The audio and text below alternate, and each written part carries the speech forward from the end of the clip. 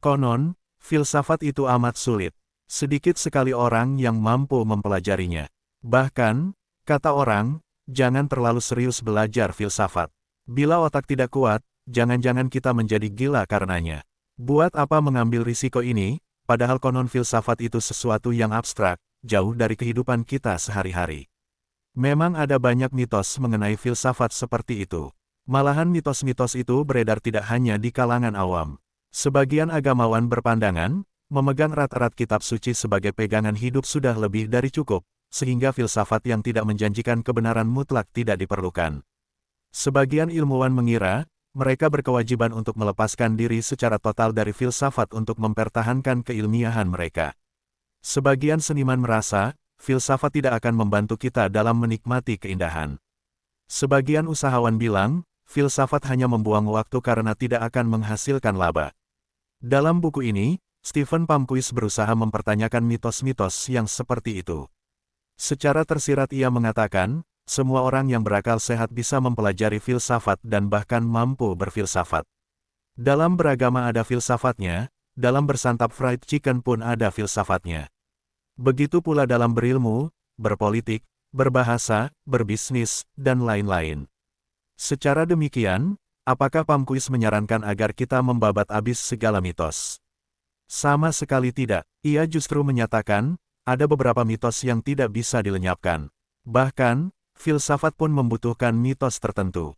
Ada banyak mitos yang memiliki potensi yang dahsyat. Apabila dibudidayakan dengan cara sebaik-baiknya, mitos itu bisa memberi hasil positif yang luar biasa. Umpamanya, mitos bahwa filsafat itu laksana pohon. Menyajikan filsafat dalam bentuk mitos adalah sesuatu yang unik. Dengan cara ini, filsafat yang terkesan rumit dan tidak beraturan dapat disampaikan dengan gambaran yang sangat sistematis dan sekaligus seutuhnya. Hubungan antar unsur filsafat pun bisa ditata dengan rapi. Hal itu penting karena uraian yang tidak utuh, sepenggal-sepenggal, dan tidak teratur, meloncat-loncat, cenderung menyesatkan pembacanya, terutama kalangan pemula. Dalam penggunaan itu, The Tree bisa dibilang sukses dalam menjalankan fungsinya sebagai mitos, setidak-tidaknya pada diri saya dan barangkali pada hampir semua mahasiswa yang memanfaatkan buku ini. Akan tetapi, sesungguhnya saya pada pandang pertama kurang tertarik akan buku ini ketika melihat judulnya, The Tree of Philosophy, Pohon Filsafat. Kata pohon, bagi saya, menyiratkan sesuatu yang cenderung statis, sesuatu yang kurang saya sukai waktu itu tatkala saya berada dalam suasana euforia reformasi. Namun setelah mulai membaca isinya, saya agak tercengang.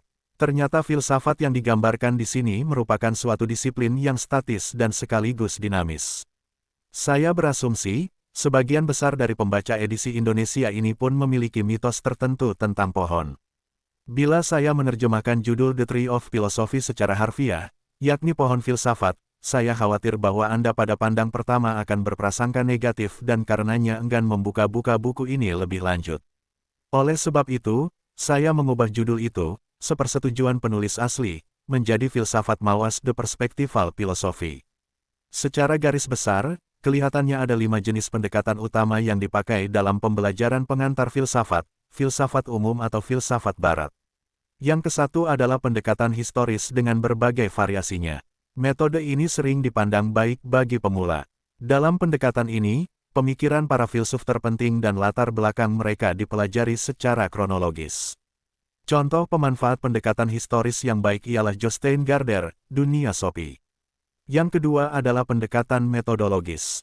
Cara ini dipandang penting mengingat bahwa cara terpenting untuk memahami filsafat adalah berfilsafat.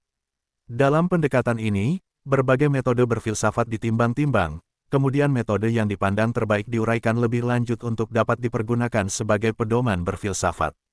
Contoh pemakai pendekatan metodologis yang baik ialah Mark B. Woodhouse. A Preface to Philosophy. Yang ketiga adalah pendekatan analitis dengan berbagai variasinya. Metode ini memandang bahwa tugas utama pengantar filsafat adalah menjelaskan unsur-unsur filsafat. Dalam pendekatan ini, isi filsafat diuraikan secara sistematis dan diterangkan segamblang-gamblangnya. Contoh pengguna pendekatan analitis yang baik ialah Louis O. Katzoff, Elements of Philosophy. Yang keempat adalah pendekatan eksistensial.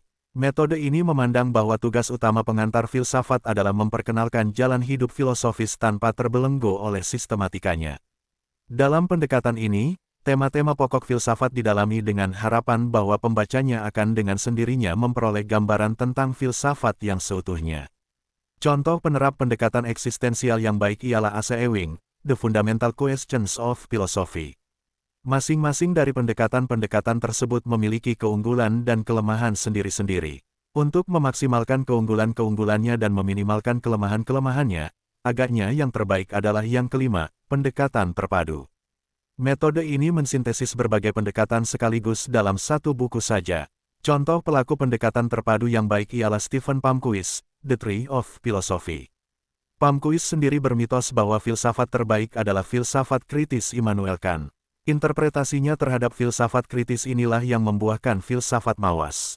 Mitos ini berawal ketika ia sedang menyusun disertasi di Oxford University, yang kemudian memberinya gelar doktor filsafat pada tahun 1987. Disertasinya itu lalu dibukukan sebagai Kant's System of Perspective.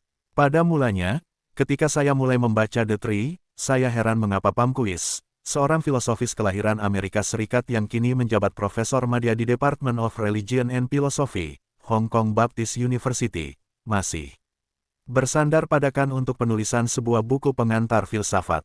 Namun beberapa saat kemudian, saya teringat akan kata-kata G.W.F. Hegel bahwa untuk menjadi filsuf, kita mula-mula harus menjadi pengikut Kant. Bahkan Arthur Schopenhauer berpandangan, setiap orang akan tetap kanak-kanak sampai ia dapat memahami filsafat Kant. Dengan demikian, maklumlah saya bahwa pengantar filsafat yang terbaik boleh jadi berisi terutama filsafat Kant dengan metode penulisan yang bersumberkan filsafat Kant itu sendiri. Kesadaran tersebut menumbuhkan kegerahan pada diri saya dalam menerjemahkan The Tree. Kegerahan itu semakin bertambah manakala saya dapati bahwa Palmquist bersedia meluangkan waktu untuk berdiskusi dengan saya melalui email mengenai penerjemahan ini. Hal ini mempermudah penyelesaian tugas saya. Akan tetapi, diskusi tersebut begitu mengasyikkan, sehingga proses penerjemahan itu menjadi molor dari rencana 3 bulan menjadi 12 bulan dalam kenyataannya. Bagaimanapun, dari situ saya memperoleh beberapa bahan tambahan yang saya masukkan ke dalam teks utama. Dengan asumsi bahwa banyak pembaca edisi Indonesia ini beragama Islam, saya pun menambahkan beberapa perspektif Al-Quran di beberapa pasal. Di samping itu, saya pun mencantumkan beberapa sumber alternatif, yang saya pandang lebih mudah diakses oleh khalayak Indonesia, terhadap beberapa bacaan anjuran.